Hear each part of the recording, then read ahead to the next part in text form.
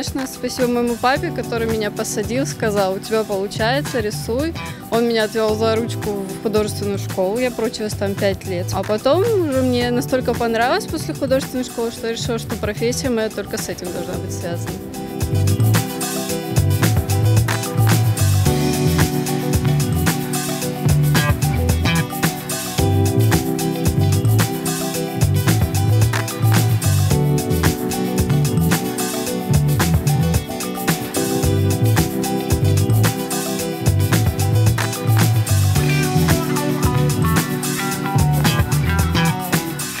Я нарисовала 2 тарелки и оставила их в стороне. Потом пришел муж, увидел и сказал: это офигенно, давай продолжай. И тогда меня это немножко вдохновило.